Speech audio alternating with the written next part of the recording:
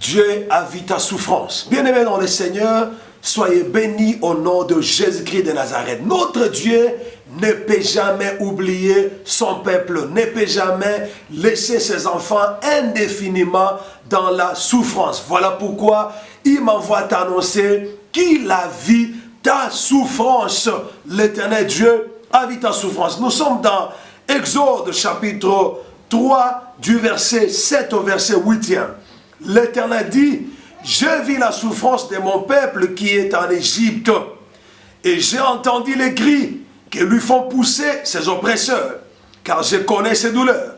Je suis descendu pour les délivrer de la main des Égyptiens et pour les faire monter de ces pays dans un bon et vaste pays, dans un pays où coule le lait et le miel, dans le pays qu'habitent les Cananéens, les Essiens, les Amoréens, le Phérézien, les Éviens et le Jébusien. Dieu a vu ta souffrance. Bien-aimé dans le Seigneur, partout où tu es, j'aimerais te dire que toi qui es en train de pleurer, tu n'as plus à pleurer parce que l'Éternel Dieu Tout-Puissant a vu ta souffrance. Dieu a envoyé Moïse, il lui a dit, j'ai vu la souffrance de mon peuple qui est en Égypte. Je ne sais pas là où tu es, mais là où tu es, j'aimerais te dire que l'Éternel Dieu t'a vu et il a vu ta souffrance.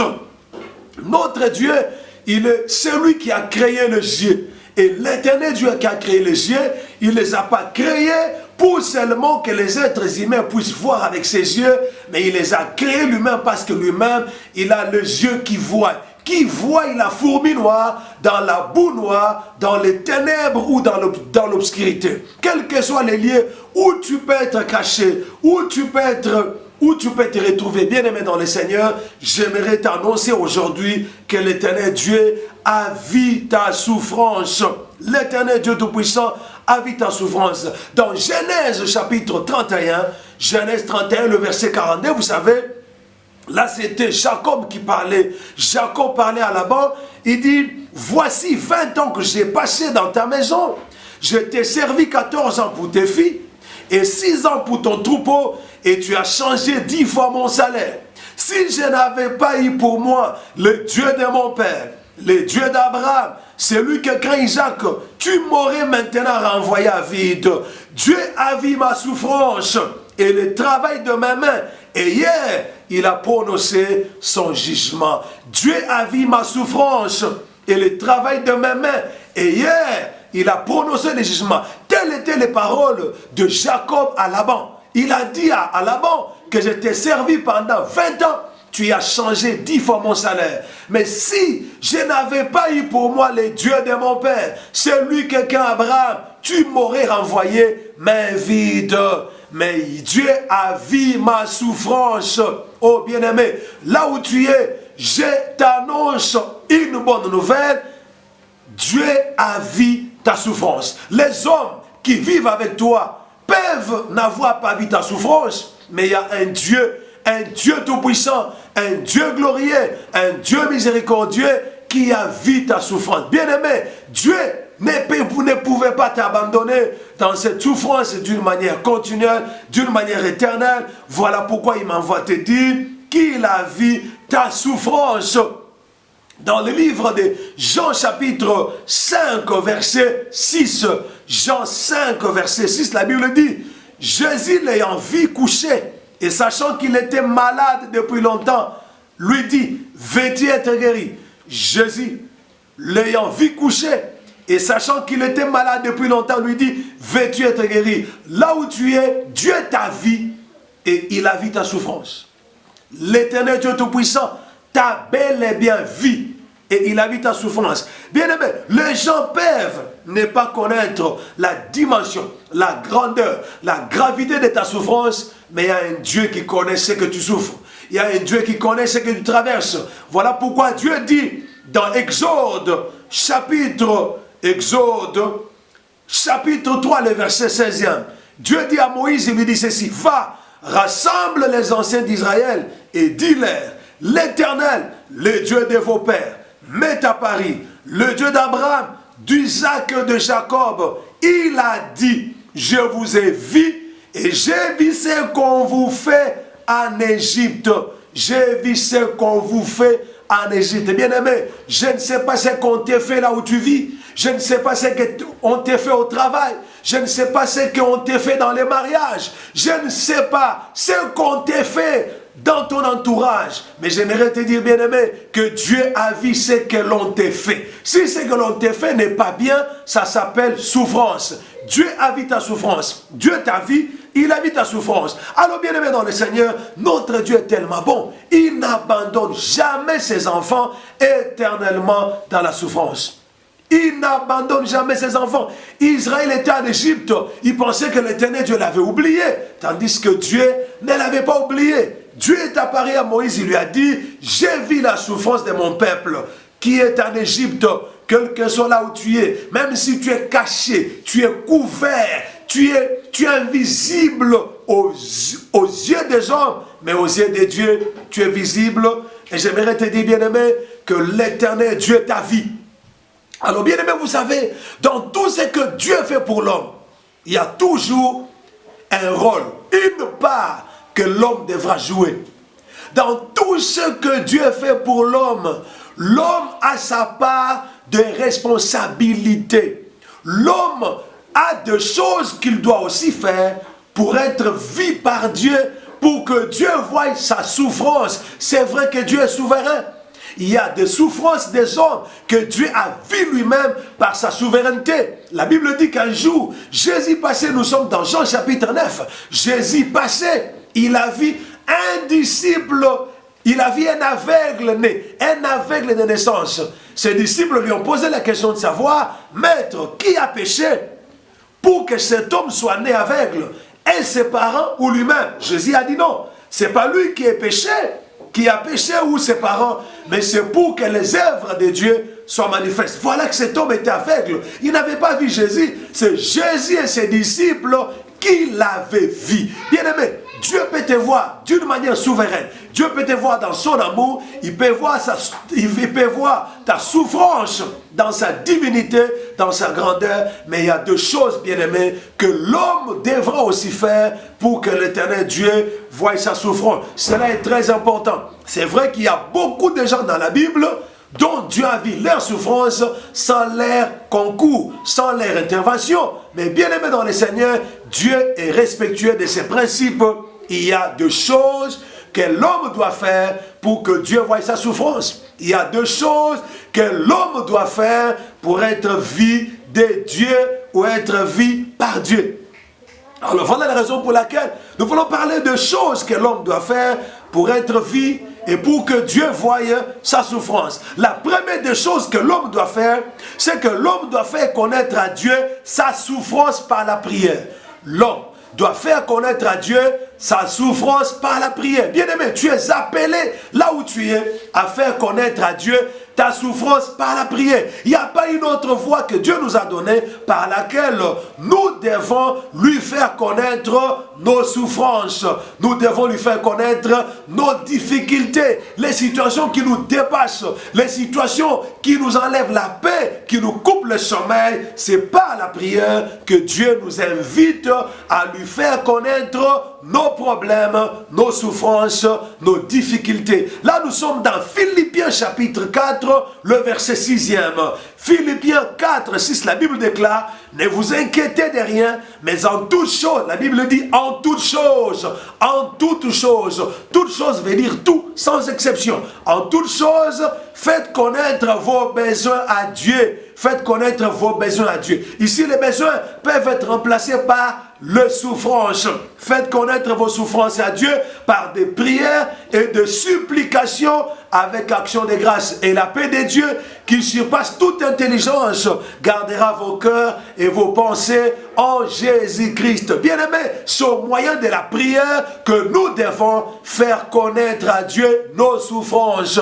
C'est au moyen de la prière que nous devons faire voir à Dieu ce que nous traversons, ce que nous endurons, ce que nous souffrons. Il est très important. C'est pourquoi dans Jacques chapitre 5, le verset 13e, la Bible déclare ceci. Jacques chapitre 5, verset 13. La Bible déclare, quelqu'un parmi vous est-il dans la souffrance? Qu'il prie.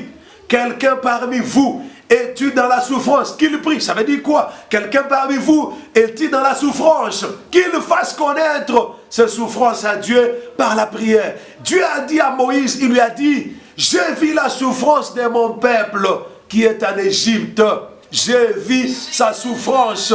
J'ai entendu leurs cris. J'ai entendu leurs cris. Les cris que poussaient les enfants d'Israël, c'était la prière. C'était la prière qu'Israël était en train de pousser, était en train d'envoyer à l'Éternel Dieu Tout-Puissant. Alors bien aimé, il est très important, mes frères et sœurs, de connaître la voie par laquelle nous devons faire connaître nos souffrances à Dieu, c'est par la prière. Deuxième chose que l'homme doit faire pour faire connaître sa souffrance à Dieu, pour faire voir sa souffrance à Dieu, c'est l'invoquer, invoquer Dieu, invoquer Dieu. Bien aimé, la Bible déclare dans Psaume chapitre 50, le verset 15, « Et invoque-moi au jour de la détresse, je te délivrerai et tu me glorifieras. Et invoque-moi au jour de la détresse, je te délivrerai et tu me glorifieras. » Bien aimé dans le Seigneur, Dieu nous a invités, Dieu nous a permis, Dieu nous a autorisé de l'invoquer au jour de la souffrance, de l'invoquer au jour de la détresse. Il a promis de nous délivrer. Il a promis de nous sortir de la souffrance. Il a promis d'agir en notre faveur. Il a promis de mettre fin à notre souffrance. Et il a promis que nous les glorifierons après qu'il nous ait délivrés de la détresse. Alors bien aimé dans le Seigneur, invoquer Dieu, c'est prier jusqu'à ce que Dieu agira. C'est prier jusqu'à ce que l'on voit la main de Dieu. C'est prier jusqu'à ce que l'on voit paraître l'aurore. Il est très important, bien aimé, très important d'apprendre à invoquer l'Éternel Dieu Tout-Puissant. Il est temps, bien aimé, pour toi d'invoquer l'Éternel Dieu, de l'invoquer de tout ton cœur, de l'invoquer de toute ta force. Et quand tu l'invoqueras, l'Éternel Dieu descendra, il te délivrera de ta souffrance et toi tu le glorifieras. Oui, Jésus est en train de te voir délivré par l'Éternel Dieu Tout-Puissant. Je vois la main de Dieu s'étendre sur toi et je te vois glorifier Dieu pour les grandes choses que l'Éternel Dieu est en train de faire pour toi et a déjà fait pour toi. Que Dieu soit béni. Troisième chose à faire pour que l'Éternel Dieu nous voie et voie nos souffrances, c'est crier à l'Éternel. Crier à l'Éternel Dieu. Bien aimé, oui, c'est vrai. Quand je parle de prier, d'invoquer et de crier, certaines personnes peuvent dire que c'est la même chose. Non, si c'était la même chose, la Bible ne parlait pas de ces choses de trois manières. La Bible dit, dans Psaume 107, 19, dans leur détresse, ça veut dire dans leur souffrance, ils crièrent à l'Éternel et il les délivra de leurs angoisses. Il envoya sa parole et les guérit et les fit échapper de la fosse. Bien aimé, ils ont crié à l'Éternel. Crier à l'Éternel, c'est prier jusqu'à ce que Dieu te réponde. Prier jusqu'à ce que Dieu te réponde. C'est ça, crier à l'Éternel. Bartimée, le fils de Timée, n'avait pas prié. Il n'avait pas prié Jésus, mais la Bible dit, il a crié. Il a dit, Jésus, fils de David, aie pitié de moi. Jésus, fils de David, aie pitié de moi. Jésus s'est arrêté. Jésus l'a guéri. La vie de Bartimée était totalement transformée. Et Bartimée était délivré de l'angoisse. Était délivré de la souffrance qu'il avait, de l'incapacité de voir. Donc, il faut apprendre à crier à l'Éternel Dieu parce que parmi les choses qui ont poussé l'Éternel Dieu à voir la souffrance des enfants d'Israël, c'était les cris qu'Israël poussait vers l'Éternel. C'était les cris qu'Israël poussait à l'Éternel Dieu Tout-Puissant. Il est très important. Et la quatrième des choses que l'homme doit faire pour que Dieu voie sa souffrance, c'est la repentance sincère. Bien-aimé dans le Seigneur, les regards de Dieu tombent sur toute personne qui se décide de se repentir. La repentance, c'est quoi? C'est la décision d'abandonner le mal. C'est la décision d'abandonner le péché. La repentance, c'est quoi? C'est la reconnaissance que j'étais sur une mauvaise voie, je dois faire demi-tour pour aller recommencer dans la bonne voie, dans la voie qui glorifie le Seigneur, dans les choses qui honorent, dans les choses qui sont dignes de louange et d'approbation. Bien-aimé dans le Seigneur, lorsqu'une personne se répand, il attire le regard de Dieu sur sa vie. Il attire l'attention de Dieu sur sa vie. Il attire l'amour de Dieu sur sa vie. Il attire la compassion de Dieu sur sa vie. Il n'y a pas quelque chose qui attire la bonté de Dieu sur une personne comme la repentance. Parce que Dieu n'a jamais voulu, n'a jamais souhaité la mort d'un pécheur, mais Dieu a toujours attendu le pécheur qu'il puisse se repentir, qu'il puisse changer de vie. Lorsqu'une personne se répand, toi qui me suis, qui traverse des moments difficiles de ta vie, répands-toi du péché. Répands-toi de la mauvaise vie, répands-toi de la mauvaise conduite, répands-toi de la méchanceté, répands-toi de la haine, répands-toi de la jalousie, répands-toi de la sorcellerie. L'Éternel Dieu verra ta souffrance. L'Éternel Dieu jettera les regards favorables sur toi, parce que bien aimé, vous savez que lorsque quelqu'un se répand, aucune puissance, aucune force ne peut encore résister devant lui. Alors, toute personne qui veut que l'Éternel Dieu voie ses souffrances, que l'Éternel Dieu puisse le voir, il doit sincèrement se repentir. La repentance n'est pas la confession. La plupart des gens confessent leurs péchés, mais ils ne se repentent pas. La repentance, c'est la décision d'abandonner, abandonner le mal. C'est abandonner. La Bible dit, celui qui cache ses transgressions ne prospère pas, mais c'est celui qui les avoue et les délaisse obtient miséricorde. Confesser, c'est avouer. Seigneur, j'ai péché, j'ai commis l'adultère, j'ai commis l'impudicité, j'ai commis ceci, j'ai commis cela. Ça, c'est confesser, ça, c'est avouer. Mais c'est que Dieu veut que nous puissions délaisser. Nous puissions nous repentir sincèrement. Là où tu es, mon frère, repens-toi devant le Seigneur. Le Seigneur Dieu verra tes souffrances et te délivrera de ces souffrances-là. Voilà. Maintenant, nous voulons parler de ce que Dieu fait quand il voit un homme, il voit sa souffrance. Ce que Dieu fait quand il voit une personne et il voit la souffrance de la personne. Qu'est-ce que Dieu fait quand il voit ta souffrance, quand il voit la souffrance d'une personne? La première des choses que Dieu fait, il envoie sa parole prophétique. Dieu envoie sa parole. La Bible dit, dans leur détresse, ils crièrent à l'Éternel. L'Éternel Dieu leur envoya sa parole. Dieu envoie d'abord la parole. Dieu n'envoie pas encore les avions, il n'envoie pas l'argent, il n'envoie pas les bateaux. Quand Dieu voit ta souffrance, il va t'envoyer une parole prophétique, une parole d'encouragement, une parole d'édification, une parole de repentance, une parole qui va te ramener à lui, une parole du réveil, qui va te réveiller du sommeil, une parole qui va te rappeler les promesses de Dieu, qui va te rappeler la bonté de Dieu. Oh bien-aimé, la parole de Dieu est une puissance. La parole de Dieu est une épée. Lorsque Dieu voit ta souffrance, il t'enverra la parole. Il t'enverra la parole. Il peut t'envoyer une parole prophétique. Un prophète peut venir te donner une prophétie. Dieu peut te parler au moyen des songes. Les rêves constituent aussi les parler de Dieu.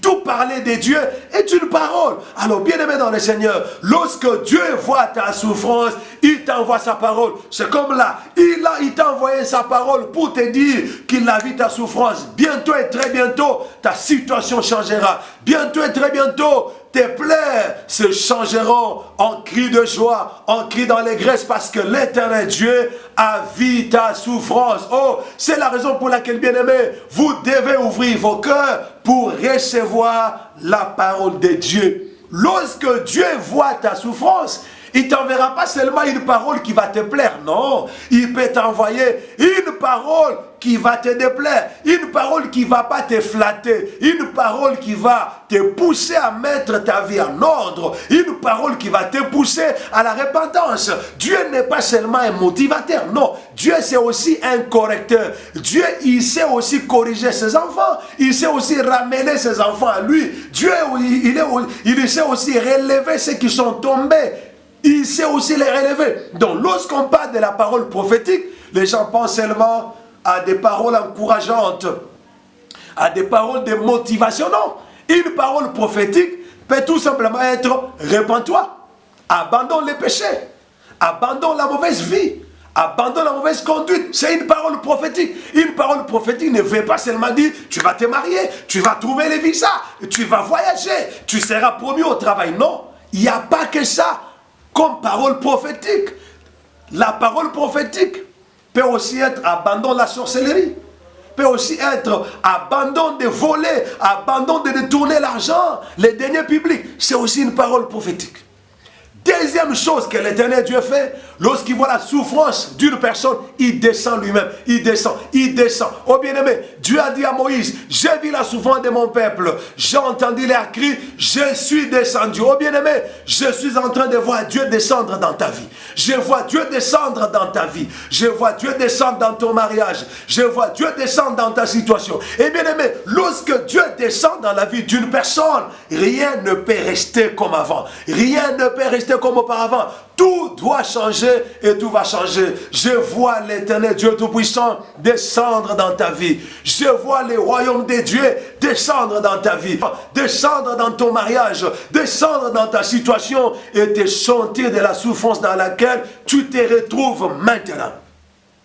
Oh, comme j'ai pris que l'Éternel Dieu descende dans ta vie. Comme c'est beau quand Dieu descend dans la vie d'une personne, tous tes ennemis tombent, tous tes ennemis seront dans la confusion, ils seront dans la honte, ceux qui se sont moqués de ta souffrance, ils seront là en train de s'étonner, en train d'admirer les merveilles de Dieu dans ta vie. Voilà la raison pour laquelle, bien-aimé, sois dans la joie. Lorsque Dieu voit la souffrance d'une personne, il lui envoie un homme, il lui envoie un libérateur, un ange gardien, un ange conducteur, un ange protecteur, un ange conseiller qui va lui montrer la voie.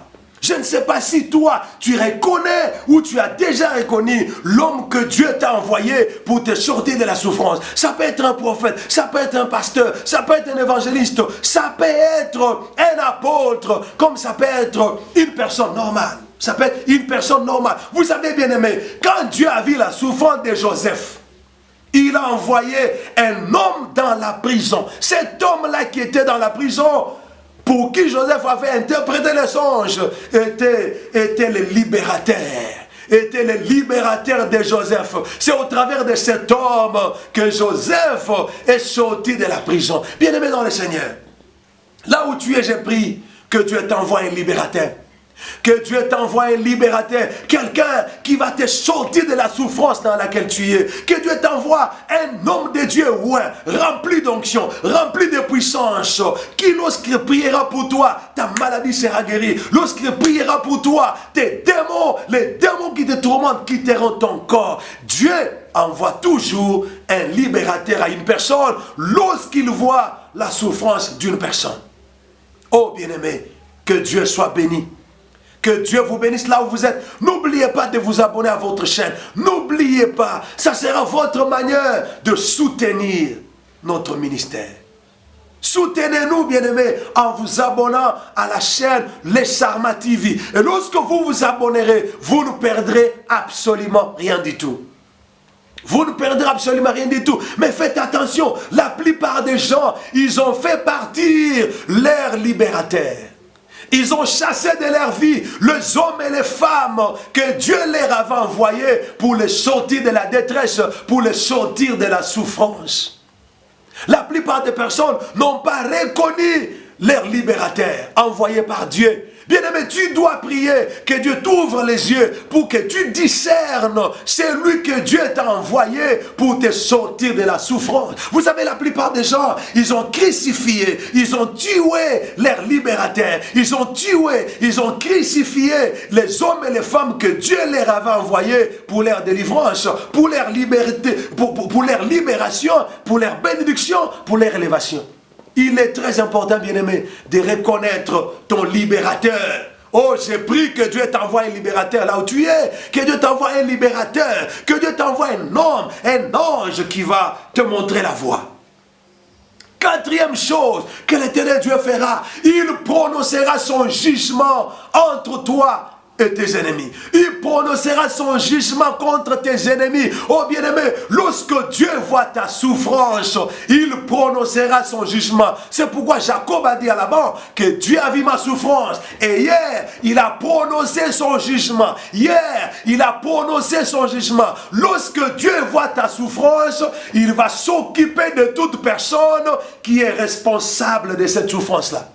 Dieu s'occupera de toute personne qui est derrière cette souffrance-là que tu es en train d'endurer. En ce moment que je te prêche, j'ai pris que Dieu prononce son jugement contre tes ennemis. Que Dieu prononce son jugement contre ceux qui sont à la base de ta souffrance, contre tous et toute personne qui est responsable de la souffrance que tu es en train d'endurer. Oh, j'ai pris que Dieu prononce son jugement contre toute personne impliquée dans cette maladie-là qui te tourmente, dans ces problèmes qui ne trouvent pas solution. J'ai pris que l'Éternel Dieu prononce son jugement. Vous avez bien aimé, le jugement de Dieu est sans appel. On ne peut pas interjecter le jugement de Dieu. Le jugement de Dieu est sans appel. Je prie aujourd'hui que l'Éternel Dieu Tout-Puissant prononce son jugement contre tes ennemis. Oh, qu'il prononce son jugement contre tes ennemis. Dans Galates, la Bible dit, quiconque vous trouble, qui que le soit, il emportera la peine. Il emportera la peine. Vous savez bien aimé, notre Dieu, c'est un juste juge. Voilà pourquoi j'ai pris que toute personne qui est responsable de cette stérilité, depuis que tu es dans les mariages, tu ne parviens pas à concevoir que cette personne qui est responsable de cette stérilité, que le jugement de Dieu tombe contre elle au nom de Jésus-Christ. Que Dieu prononce son jugement contre tous tes ennemis, contre toute personne qui a bloqué ton épanouissement, qui a bloqué ta vie, qui a bloqué ton élévation. Que le jugement de Dieu tombe aujourd'hui. Que le jugement de Dieu tombe en ce moment où je parle, où qu'il soit au village, qu'il soit dans quel coin du monde, le jugement de Dieu tombe sur lui. Et le jugement de Dieu est sans appel. Sans appel. Cinquième chose que l'Éternel Dieu Tout-Puissant fait, lorsqu'il voit ta souffrance, c'est qu'il résout tes problèmes. Il résout tes problèmes. Il résout tes problèmes. Nous sommes dans Jean chapitre 5. Jésus arrive à la piscine de Bethesda. Il trouve un homme qui était malade depuis 38 ans. Il lui pose la question, veux-tu être guéri? L'homme dit, je n'ai personne. Mais Jésus lui a dit, non, prends ton lit et marche. Lève-toi, prends ton lit et marche. Jésus de Nazareth, c'est lui qui est capable de donner solution à tes problèmes. Quand il voit ta souffrance, il résout tous tes problèmes. Le problème de cet homme était résolu. Bartimée a crié vers l'Éternel Dieu. Quand Bartimée venait, Jésus a vu sa souffrance, qu'il était aveugle. Jésus lui a demandé, que veux-tu que je te fasse? Bartimée a dit, je vais recouvrir la vie. Jésus lui a dit, va, ta foi t'a sauvé. Oh, j'ai pris en ce moment, bien-aimé, que Dieu donne solution à tous tes problèmes. Le problème qui te coupe sommeil, le problème qui t'enlève l'appétit, ce problème qui t'enlève la joie de vivre, j'ai pris que Dieu les résolve. J'ai pris que l'Éternel Dieu qui a vu ta souffrance puisse donner solution à ces problèmes. Bien aimés, nous sommes arrivés à la fin. J'aimerais prier pour vous. Dieu Tout-Puissant, je te prie en ce moment, Seigneur Dieu, de voir la souffrance de mon frère. Jette tes regards favorables sur mon frère et ma soeur, sur toute personne qui a suivi cette prédication. Que ta grâce, ta faveur, ta main puissante s'étende dans leur vie. Dans le nom de Jésus-Christ, nous avons ainsi prié. Amen. Soyez bénis au nom de Jésus-Christ. Amen.